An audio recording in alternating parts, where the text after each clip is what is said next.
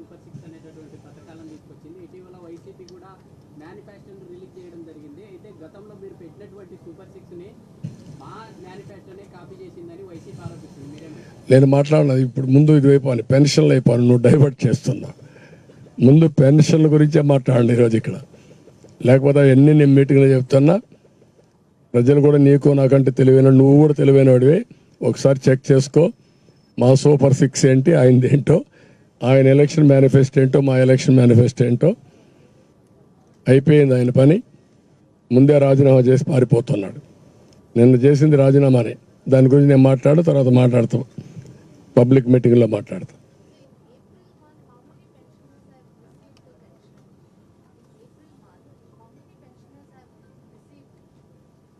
అది వాళ్ళు పబ్లిసైజ్ చేయలేదు. 33 మంది చనిపోయారని మాత్రం చెప్పారు. రివర్స్ ఎంతమందికి ఇచ్చాం సక్సెస్ఫుల్గా చెప్పకుండా ఎంతమందిని చంపేశామని చెప్పారు. అది వాళ్ళకు ఉండే కమిట్మెంట్.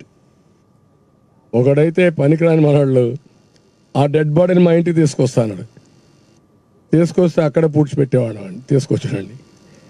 ఆ మాషట్లు ఆడుతున్నారు. చంపింది మీరు, డ్రామాలు ఆడతారా మీరు? అంటే వీళ్ళకి మర్యాదగా మాట్లాడితే ఎక్కే పరిస్థితిలో కూడా లేరు, వీళ్ళు ఆనే పరిస్థితులు లేదు. రూమచ్ అయిపోయారు. రాష్ట్రాన్ని తగలబెట్టి వీళ్ళంతా చూద్దాం. కంటిన్యూగా తీసుకెళ్తాం, ఫైట్ చేస్తాం. ఇప్పుడు ఏ చీఫ్ సెక్రటరీ అయితే నిర్ణయం చేశాడో ఆ రెస్పాన్సిబిలిటీ ఆ చీఫ్ సెక్రటరీది కదా. మేము అడిగింది ఏంటి, ఇంటింటికి పోయి ఇవ్వండి. నువ్వు చెప్పింది ఏంటి, ఇప్పుడు డిబిటీ ఎలక్షన్ కమిషన్ చెప్పారు ఎవ్వరికి ఇబ్బంది కలగకుండా పెన్షన్లు ఇవ్వండి అని చెప్పారు. నీకు ఇబ్బంది ఏంటి, 1,25,000 మంది 2 రోజుల్లో, ఒక రోజు కాదు 2 రోజులు, రోజుకి 20 మందికి ఏమంటే పెన్షన్. ఆ ఊరే కదండి. నేనే అమెరికా పోయి చేసి రమ్మంటున్నావా, అంటే ఆస్ట్రేలియా పోయి రమ్మంటున్నావా? ఆ ఊర్లో ఉండేవాడు ఆ ఊర్లో పెన్షన్. రెండోది, there is very clear, IVRS ఉంది, ఫింగర్ ప్రింట్స్ ఉన్నాయి, టెక్నాలజీ ఉంది, ఫోన్ ఉంది, బ్యాండ్ విత్ ఉంది. What is your problem? అర్లీగా ఇచ్చారు. నువ్వు అంటున్నావు ఎవ్రీడే తెల్లవారుతో నెలవారీగా మొదటి తారీఖుని తెల్లవారుజామున పోయి ఇచ్చాం, పోటీ పడి ఇచ్చామన్నారు కదా. ఇప్పుడు ఎందుకు ఇవ్వరు ఆ పోటీ పడి? అంటే ఇప్పుడు ఇవ్వకూడదు అంటే మొండికేసింది మొండెద్దు. ఇప్పుడు పొలవాల ముళ్ళు కర్త పొడిసిన లాభం లేదు. ఇప్పుడు వదిలించుకోవాలి మొండెద్దుని, స్లాటర్ హౌస్ పంపించాలి. అది వీళ్ళు చేసే ఏదో పనులు. 10 లక్షల రూపాయలు వాళ్ళకి ఎక్స్గ్రేషియా ఇవ్వాలి. అన్నీ కూడా పోలీస్ ఈ యొక్క ప్రభుత్వ హత్యల కింద కేసులు బుక్ చేయాలి. Chief minister, CS is responsible. వీళ్ళిద్దరి పైన కేసులు బుక్ చేయాలి. ఆ 33 మందికి ఒక్కొక్కరి 10 లక్షల రూపాయలు ప్రభుత్వం ఆర్థిక సహాయం కూడా ఇవ్వాలి, ఎక్స్గ్రేషియా ఇవ్వాలి ఆ కుటుంబానికి. అడ్డుకోవడం ఏంటి? నిన్ను ఇమ్మంటే నువ్వు మొండెద్దు, నిన్ను కొడుతున్నావు, ముళ్ళు కర్రతో పొడుస్తున్నావు, ఇంక వదిలించుకుంటావు. ఎవడే వద్దన్నాడు నిన్ను? బుద్ధి జ్ఞానం ఉందా నీకు? మొన్నటి చెప్పా కదా, నేను ఇచ్చా అన్నావు కదా. ఇప్పుడు మీ యంత్రాంగం ఉంది కదా. ప్రభుత్వం అంటే ఏది యంత్రాంగం?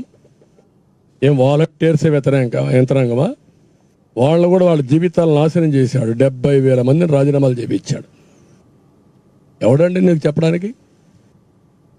మళ్ళా నువ్వు వస్తే నీకు మళ్ళీ వాలంటీర్లు అంటే ఆయన ఎలక్షన్ మేము 10,000 ఇస్తాను అది చెప్పలా. మళ్ళా వస్తానే వాళ్ళందరూ నియమిస్తాడంట. ఎందుకు ఊడిగించేయడానికి?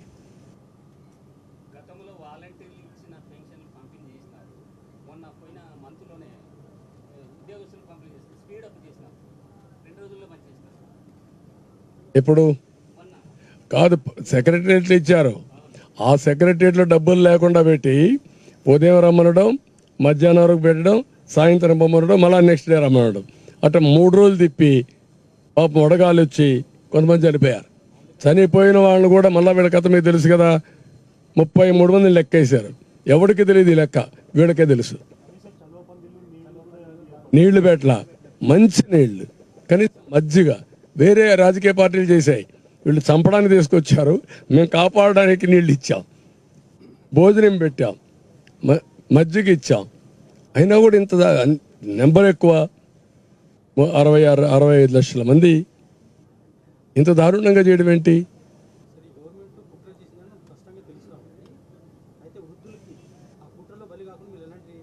నేనేం చెప్పానంటే జాగ్రత్తగా ఉండడం. నేను ఏప్రిల్ నుంచే వీళ్ళ ట్రాప్లో పడకూడదనే ఉద్దేశంతో 4,000 రూపాయలు పెన్షన్ ఏప్రిల్ నుంచి ఇస్తాను. వికలాంగులకు 6,000 రూపాయలు ఇస్తాను.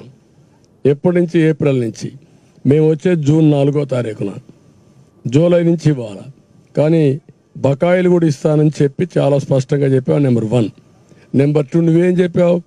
2028కి 250 రూపాయలు, 2029కి మళ్ళీ ఒక 250 రూపాయలు. 3 నెలలు నువ్వు ఉండేది.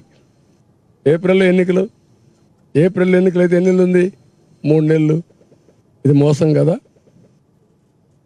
మేము ఈ ఏప్రిల్ నుంచి ఇస్తానంటున్నావు, నువ్వు 2028-29.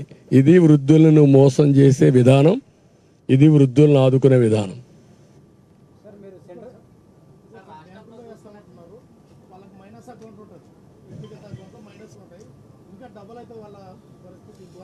అని కూడా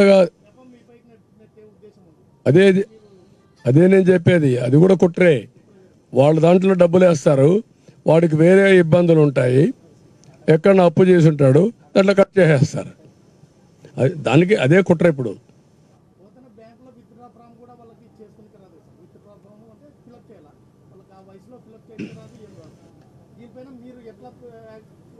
మేము ఇంకా ఫైట్ చేయడమే, ఇదే మరి ఫైట్ చేయడమే. టైం కూడా లేదు, ఫైట్ చేయడం తప్ప వేరే మార్గాలు లేవు కదా. అందరూ అర్థం చేసుకుంటారు ఇప్పుడు ఈయన కుట్రలన్నీ, చీ కొడతారు. మొన్న కూడా పోయేసి ఒక డెడ్ బాడీని తీసుకొస్తారు, తిట్టారు పట్టుకొని, బుద్ధి ఉందా మీకు అని. చీ కొట్టే పరిస్థితికి వచ్చారు. అదే జరుగుతుంది. ఇతని కుట్రలన్నీ ఇట్లనే ఉంటాయి. బాబాయిని గొడ్డలతో లేపేసినట్టు ముసలి వాళ్ళని కూడా పెన్షన్లు ఇవ్వకుండా తిప్పి తిప్పి చంపేస్తున్నాడు. శవ రాజకీయాలు అలవాటు అయిపోయి, నిన్న చూసారు గులకరాయి రాజకీయం చూశారు కదా.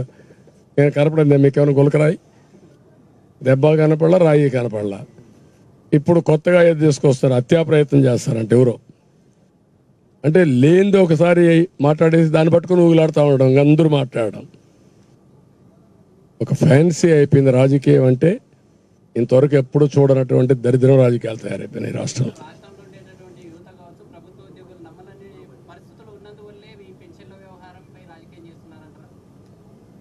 ప్రజలు నమ్మడం లేదు, చీ కొడుతున్నారు. ఇలాంటి తప్పుడు రాజకీయాలు చేసి ఏదో ఒక విధంగా సర్వే కావాలని చూస్తున్నారు.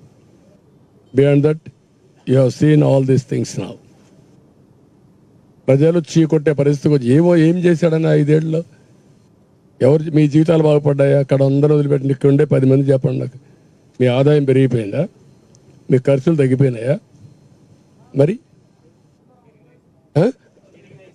మీ ఖర్చులు పెరిగే, ఆదాయం తగ్గిపోయింది, మీరు కూడా అప్పుల పాలైపోయారు. మీ లివింగ్ స్టాండర్డ్స్ పడిపోలా? మరి ఎప్పుడైనా ఒక గవర్నమెంట్ ఉంటే ఆ గవర్నమెంట్ వల్ల లివింగ్ స్టాండర్డ్స్ పెరగాలనా లేదా? ఎవరికైనా మీకు ఇంతమంది ఉన్నారు, ₹1 బెనిఫిట్ మీకు వచ్చిందా ఈ ప్రభుత్వంలో? ఒక్కరికి హౌస్ సైట్ వచ్చిందా? మరి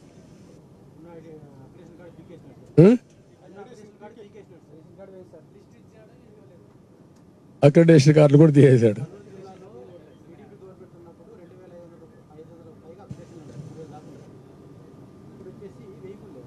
అదే నేను చెప్పేది, ఆ సాక్షి వాళ్ళు పెట్టుకున్నాడు, ఇంకెవడు లేడు. లేకుంటే సాక్షి కాకపోతే TV9 వాళ్ళు ఉంటారు, లేకపోతే NTV ఉంటారు. ఈ బ్లూ మీడియా ఒక 5-6 మంది తప్ప ఇంకెవరు ఉంటారు ఇంకా అక్కడ. That is the order of the day.